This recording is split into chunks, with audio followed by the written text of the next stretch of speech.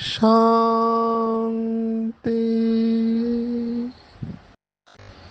आज 15 सितंबर 2025 भारत में सोमवार है। Today is 15 September 2025 and it's Monday in Bharat. आज की मुरली का जादुई रहस्य स्वयं को प्रेरणा देने के लिए magical secrets of today's Murli for motivating the self। आज की साकार मुरली बाबा श्रीमद् भगवद गीता 4 अध्याय 17वां श्लोक है, उसके ऊपर है। बहुत बार हमने सुना है, कर्मों की गति गुह्य है। आज की मुरली में विशेष मम्मा के साथ भी चिट-चैट मुलाकात दी हुई है। मम्मा की प्रखर बुद्धि का परिचय मिलता है। जब प्रश्न पूछते हैं, मम्मा किस तरह से जवाब देती है। संगम युग बधाइयों का युग है, तो बधाई देते हुए एक दूसरे को आगे बढ़ाना है। और योग ज्वाला की डेफिनेशन दी है बाबा ने आज के मुरली में कि संपूर्ण पवित्रता में स्थित होंगे और जो संकल्प करेंगे तो वो योग ज्वाला का काम करता है। बहुत गहरी पॉइंट है। हम शुरुआत करते हैं ये 17वें श्लोक से। बाबा ने आज की मुरली में कहा है कि बाप आए हैं तुम्हें कर्म अकर्म विकर्म की गुह्य गति सुनाने। जब आत्मा और शरीर दोनों पवित्र है तो कर्म अकर्म होते हैं, पतित होने से विकर्म हो जाते हैं। बाबा ये पतित और पावन की पॉइंट एब्सोल्यूट में कहता है। माना बाबा ने कितने बार कहा है कि पतित दुनिया में एक भी पावन हो नहीं सकता। कई लोग समझते साधु सन्यासी पावन है। बाबा ने कहा नहीं, पतित दुनिया में एक भी पावन हो नहीं सकता।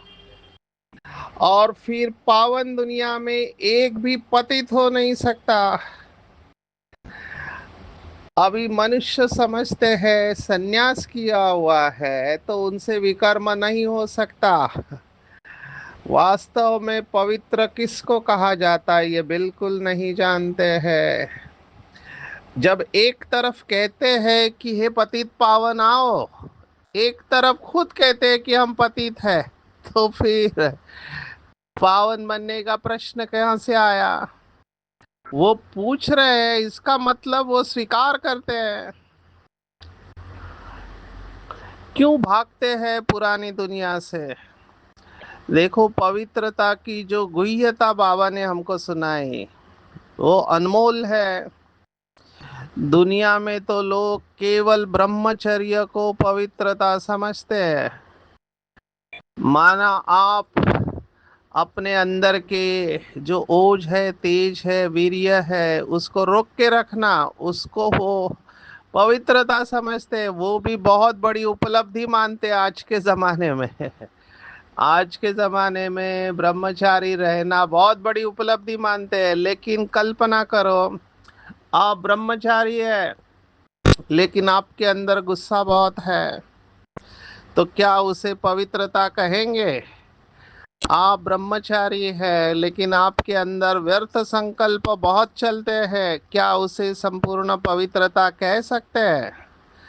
तो बाबा इसीलिए कहता है कि पुरानी दुनिया में एक भी पावन हो नहीं सकता। पावन की बाबा की डेफिनेशन है शरीर और आत्मा दोनों पवित्र होना चाहिए, तभी उसे संपूर्ण पावन कह सकते हैं। हम भी बनेंगे नहीं। अगर हम संपूर्ण पवित्रता को प्राप्त कर लेंगे तो शरीर छूट जाएगा, क्योंकि पवित्र आत्मा अपवित्र शरीर में लंबे समय तक नहीं रह सकती है। तो ये गहरी बातें हैं। दुनिया में जो कहते हैं उसके ऊपर हम आएंगे फिर से। देखो, वो ब्रह्मचर्य को समझते हैं। किसी ने कहा मुझे कि ब्रह्म जैसी चर्या।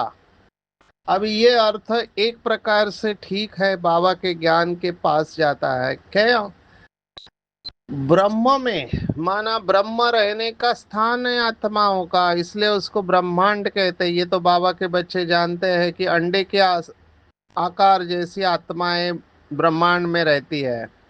तो ब्रह्म में तो बगैर पवित्रता के आप जा ही नहीं सकते हैं। बाबा ने ये कितने बार कहा है। तो ब्रह्म जैसी चर्या मतलब अनादि रूप में जैसे आप थे उसको आप पवित्रता कह सकते हैं। बाबा भी मुरली में कहता है कि बच्चों की बुद्धि परम धाम में लटकी हुई रहनी चाहिए। परम धाम में लटकी हुई रहनी चाहिए। परम धाम की अवस्था निर्लेप अवस्था है, क्योंकि वहाँ कुछ हलचल नहीं है, शरीर ही नहीं है, केवल वो स्थान है। लेकिन वहाँ की अवस्था जिसे बाबा कहता है अनादि संस्कार, अनादि रूप में आत्मा संपूर्ण पवित्र है, शांत है।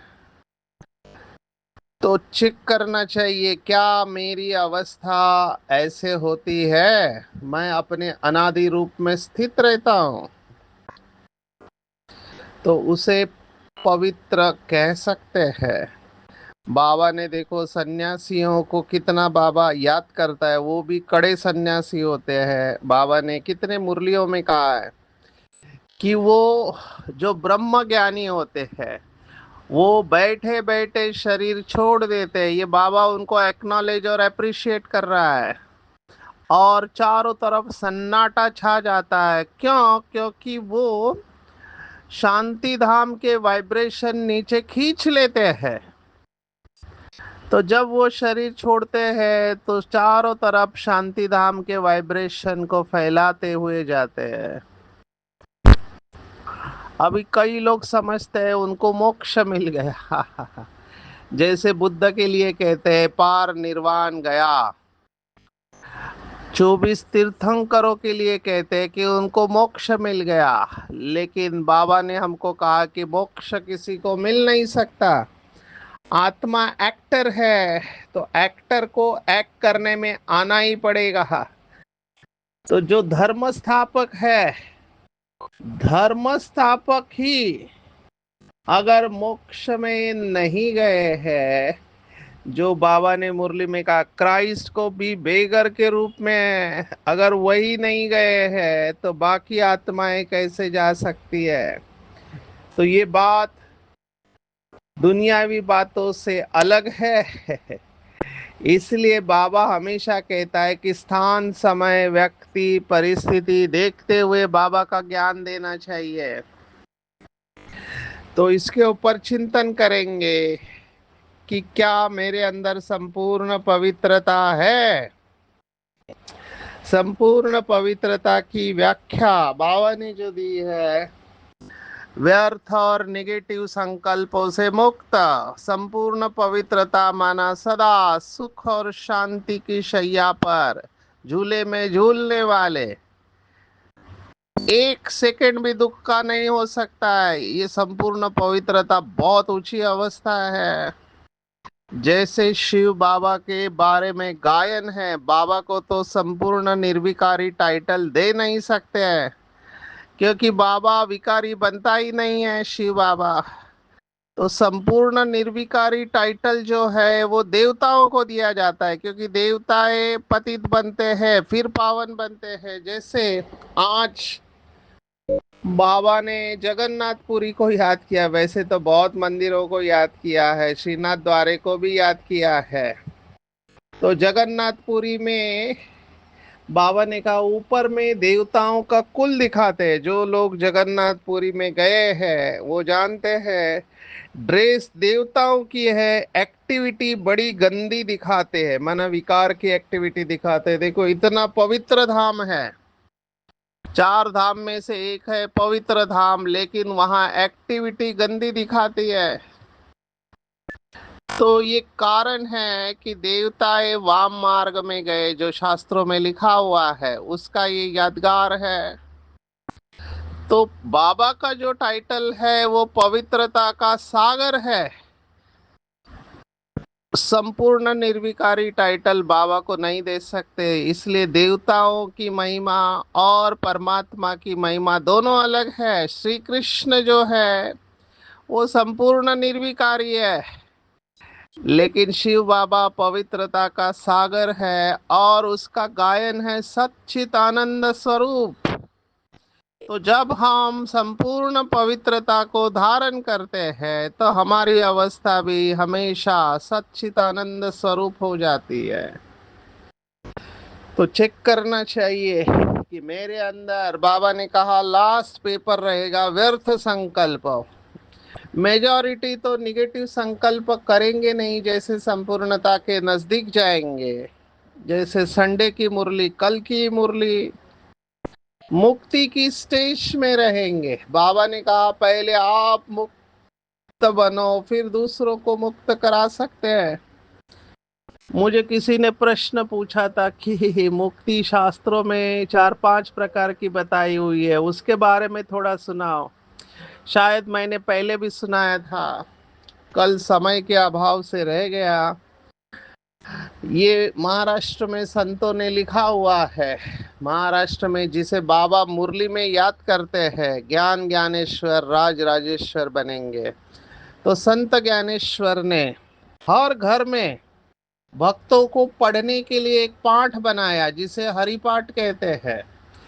तो जो वारकरी संप्रदाय वाले हैं, पक्के होते हैं, तो वो ये पाठ रोज पढ़ते हैं। उसकी शुरुआत ही ऐसे है, मराठी में वो कहते हैं, देवाची या द्वारी उभा क्षण भरी, तेने मुक्ति चारी साधी अल्या।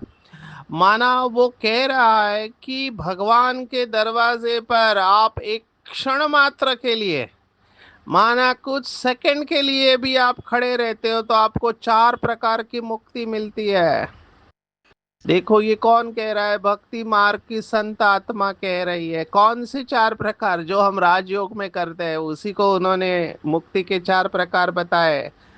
अभी ये संस्कृत शब्द है, इससे डरना नहीं है। कुछ लोगों ने इसमें 5वां शब्द भी ऐड कर दिया, लेकिन अगर हम राजयोग परफेक्ट विधि पूर्वक करते हैं तो पांचों ही मुक्ति की अवस्था का हम अनुभव करते हैं। वो शब्द इस प्रकार से है। पहला शब्द है सालोक्य मुक्ति, माना जिस लोक में परमात्मा है उसी लोक में हम भी रहते हैं, उसके साथ में, तो सालोक्य।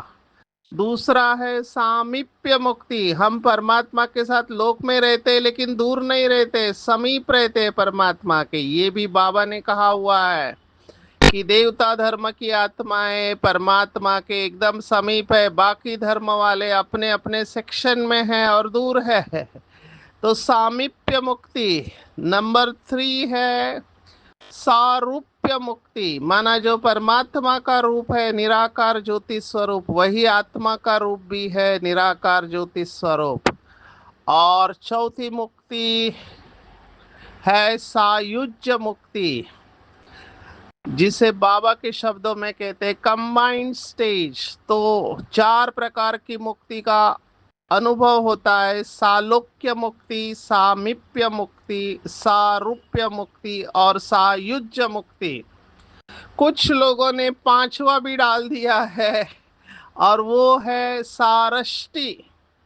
अभी सारष्टि का अर्थ है जो भगवान के गुण हैं वो आप अपने अंदर अनुभव करते हो, उसको जो भगवान का ऐश्वर्य है वो आप अपने अंदर अनुभव करते हो, उसे सारष्टि मुक्ति कहते हैं। ये परफेक्ट राजयोग है। भगवान अगर पवित्रता का सागर है तो मैं आत्मा भी मास्टर पवित्रता का सागर बनती हूँ। ये है सारष्टि मुक्ति। तो मुक्ति की इन पांचों ही स्टेज में हम नंबर वार बाबा के बच्चे जाएंगे। उस अवस्था में जैसे लौकिक में जो योगी होके गए, जैसे अष्टांग योग जिन्होंने लिखा पतंजलि मुनि, उन्होंने इसको समाधि अवस्था कहा है। बाबा का शब्द समाधि नहीं है, बाबा का शब्द है समाधान स्वरूप। क्योंकि बाबा चाहता है कि प्रवृत्ति मार्ग की स्थापना हो, हम निवृत्ति वाले नहीं हैं। तो निवृत्ति वाले समाधि और प्रवृत्ति वाले समाधान स्वरूप है। देखो, आपको इंटरेस्टिंग बात सुनाते हैं। अभी मैं ये मुरली इन एडवांस रिकॉर्ड कर रहा हूँ क्योंकि मधुबन से फिर हमको हरियाणा जाना है सेवा के लिए जगाधरी में। तो उस समय शायद बिजी रहेंगे, इसलिए अभी कर रहे हैं। तो कल हमने मुंबई में छठा एमओयू साइन किया, समझौता। अभी वो जो कॉलेज है वो हॉस्पिटैलिटी का कॉलेज है, माना होटल मैनेजमेंट वाला कॉलेज है, दादर एरिया में है। तो उसके जो डायरेक्टर थे श्रीवास्तव, उन्होंने बहुत अच्छा अनुभव सुनाया। उन्होंने सुनाया कि मेरे पास ऑप्शन था कि मैं दूसरी संस्थाओं को भी बुलाऊं। जैसे उन्होंने बताया कि श्री श्री रविशंकर को, उनका भी मेरे को आया था, फिर आयुष डिपार्टमेंट से आया था, और ब्रह्मा कुमारी का एप्लीकेशन आया। तब उन्होंने कहा कि वो लोग भी अच्छा काम करते, लेकिन वो प्राणायाम और इसके ऊपर ज़्यादा जोर देते हैं। मेरे स्टूडेंट जो है जब होटल मैनेजमेंट में जाएंगे तब उनके सामने प्रैक्टिकल सिचुएशन आएंगी, तो हमको वैल्यू बेस्ड अप्रोच अच्छा लगा और इसलिए हमने विहासा को चुना। तो देखो, लोग भी चाहते हैं कि प्रैक्टिकल लाइफ में जब चैलेंजेस आते हैं उस समय हम ज्ञान को कैसे इस्तेमाल करें। तो बाबा का ये नॉलेज एकदम प्रैक्टिकल है। ये केवल योग नहीं है, ये ज्ञान और योग है। मैं तो डॉक्टर्स को जब सेशन देता हूँ, हम तो रिसर्च वाले लोग हैं, तो रिसर्च जो पेपर पब्लिश हुए बाबा के राजयोग के ऊपर, उसमें हमने राजयोग मेडिटेशन नहीं लिखा हुआ है। हमारा शब्द है राजयोग जीवन पद्धति। क्योंकि बाबा के महावाक्य ये 1-2 घंटे करने वाला योग नहीं है, ये योगी जीवन है। और जीवन सदा काल के लिए होता है। और सदा काल जब आप जीवन जी रहे हो, घर बार छोड़ा नहीं है आपने, घर गृहस्थ में रहते हुए अपनी जिम्मेवारी निभाते हुए, तो आपको तो समझ चाहिए, ज्ञान चाहिए, और वो मुरलियों में से मिलता है। इसलिए Murli is important part of Rajyogi lifestyle. तो हमने तो मुरली नहीं लिखा रिसर्च में, हम उसको पॉजिटिव थिंकिंग क्लासेस कहते हैं। तो ये जो है बाबा की मुरली, ये एक प्रकार की थेरेपी है। मैं हमेशा कहता हूँ जब किसी का मूड ऑफ होता है, प्लस कोई भी मुरली उठा के पढ़ना चालू करो, आपको ऐसे लगेगा कोई आपसे बात कर रहा है, अकेलापन चला जाएगा और आपको समाधान भी मिल जाएगा। तो मुरली में सभी थेरेपीज आती है, सिर्फ पहचानने की नजर चाहिए आपके पास। तो बाबा ने आज के मुरली में संपूर्ण पवित्रता को अंडरलाइन कराया है। शुरू से लेकर इस पर ही झगड़े चलते आए हैं। तो देखो, जब घर वाले ऑब्जेक्शन लेते थे तो बाप ने यही युक्ति रची। सब कहते थे हम ज्ञान अमृत पीने जाते हैं, और ज्ञान अमृत है ही ज्ञान सागर के पास। तो ये युक्ति से बाबा ने सभी को पवित्र बनाया था। लेकिन अहो मम माया, आज कट की पॉइंट भी रिपीट हुई है जो कुछ दिन पहले हमने देखी थी कि आत्मा के ऊपर कट चढ़ी हुई है, और सबसे बड़ी कट चढ़ती है विकारों से। पतित भी उनसे ही बने हैं। तो अपनी जांच करनी चाहिए, हमारी बुद्धि क्रिमिनल तरफ तो नहीं जाते। अच्छे अच्छे फर्स्ट क्लास बच्चे भी फेल हो पड़ते हैं, तो फेल नहीं होना चाहिए। अपने आप को पक्का करना चाहिए। आज जो मोक्ष की बात आई है उसके बारे में भी बाबा ने देखो स्पष्टीकरण दिया है। अगर मोक्ष को पा लिया फिर उनका क्रिया कर्म आदि भी कर नहीं सकते हैं। मोक्ष हो गया ना, वो तो छूट गया। अभी क्रिया कर्म करके क्या कर रहे हैं? क्रिया कर्म क्यों करते हैं? उसकी गति अच्छी हो, यहाँ जोत आदि जगाते हैं तो उनको कोई तकलीफ न हो, अंधियारे में ठोकरे न खाए। आत्मा तो एक शरीर छोड़ दूसरा जा कर लेती है, सेकंड की बात है। तो अंधियारा फिर कहाँ से आया? तो बाबा प्रश्न पूछ रहा है कि मोक्ष मिलता नहीं है, इसीलिए तो हम ये दिया वगैरह जलाते हैं। सतयुग में ऐसी कोई बात होती नहीं है, वहां ऐसे नहीं है लक्ष्मी नारायण ने शरीर छोड़ा तो दिया जलाया जाएगा, नहीं। वहां क्रिया कर्म ये कुछ भी नहीं होता है। आजकल रिद्धि सिद्धि की बातों में कुछ रखा नहीं है। समझो कोई को पंख आ जाते हैं, उड़ने लगते हैं, फिर क्या? उससे फायदा क्या मिलेगा? अब ये सिद्धि है एक प्रकार की। कई ऐसे योगी होते हैं वो उड़ने लगते हैं। हमने तो देखा नहीं है लेकिन पढ़ा हुआ है कि ऐसे सूक्ष्म शरीर के द्वारा जाते कुछ लोग स्थूल शरीर को। ये तो वीडियो है अवेलेबल कि तिब्बत में जो बुद्धिस्ट मंक है वो हवा में आ जाते हैं धरती से योग के द्वारा। ये है, लेकिन फायदा क्या? बाप तो कहते मुझे याद करो तो विकर्म विनाश होंगे। चलो आपके पास आ गई सिद्धि, आगे क्या? आपको शरीर छोड़ना ही है और आप सतयुग में तो जा नहीं सकते हो इससे। तो नॉलेज से धन मिलता है और योग से एवर हेल्दी, ज्ञान से एवर वेल्दी बनते हैं। योगी की आयु हमेशा बड़ी होती है और भोगी की कम आयु होती है। इसलिए कलयुग में देखो मेजॉरिटी भोगी बन गए, इसलिए आयु कम है। श्री कृष्ण को योगेश्वर कहते हैं। एक्चुअली योगेश्वर है टाइटल शिव बाबा का है। योग सिखाने वाला ईश्वर तो शिव बाबा है, लेकिन ये भगवत गीता का शब्द है। और भगवत गीता में आखिरी श्लोक है, लास्ट श्लोक 700वां, यत्र योगेश्वर कृष्ण यत्र पार्थो धनुर्धरा तत्र श्रीर्विजो, ऐसे श्लोक आता है। लेकिन बाबा उसको स्पष्टकरण दे रहे हैं कि ईश्वर की याद से कृष्ण बना है। तो योग सिखाने वाले ईश्वर की याद से कृष्ण बना है। स्वर्ग में उसका टाइटल योगेश्वर नहीं होगा, वो तो प्रिंस है। स्वर्ग में प्रिंस होगा। 5 जन्म में ऐसा कर्म किया है जिससे यह बना है। तो अंडरलाइन करेंगे, विकार में जाना सबसे बड़ा पाप है। भगवान की संतान होकर फिर क्रिमिनल असॉल्ट कर नहीं सकते, इसलिए इसके ऊपर चिंतन करेंगे। बाबा ने आज एक नया शब्द इस्तेमाल किया, अभी ये दवा है, चोप चीनी कहते हैं। चोप चीनी एक दवाई है जिससे ताकत आता है। बाबा ने कहा चोप चीनी मिलता है, भगवान चोप चीनी देते हैं, माना ताकत की दवाई देते हैं। भगवान बिगर ऐसा भगवान भगवती कौन बनाएंगे? जन्म जन्मांतर के लिए हम सुखी बन जाएंगे। पढ़ते पढ़ते फिर गंदे बन जाते हैं।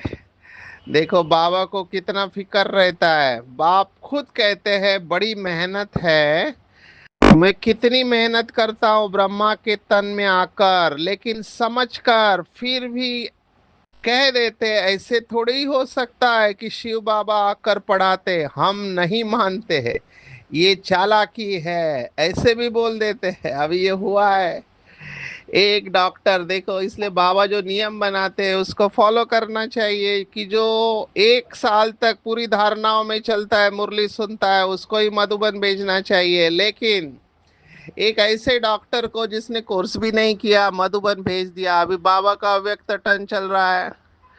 अभी वो देख रहा है कि गुलजार दादी बैठी है और फिर कुछ हुआ और फिर गुलजार दादी का आवाज बदल गया। तो लास्ट में मुरली के बाद उनको पूछा तो उन्होंने कहा ये नाटक कर रही है, खुद ही आवाज बदल रही है। अभी देखो जिसने भेजा उसके ऊपर भी बोझा चढ़ गया और इस आत्मा के ऊपर भी बोझा चढ़ गया। उन्होंने कहा कि ये खुद अपना आवाज बना के सुना रही है ऐसे। तो डॉक्टर हमारे बीके थे, उन्होंने कहा आप करके बताओ 4 घंटा।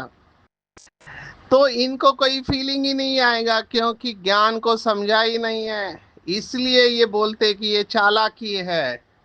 इसलिए बाबा के नियमों को बहुत स्ट्रिक्टली फॉलो करना चाहिए, नहीं तो जो भेजने वाला है उसके ऊपर भी बोझा चढ़ जाएगा।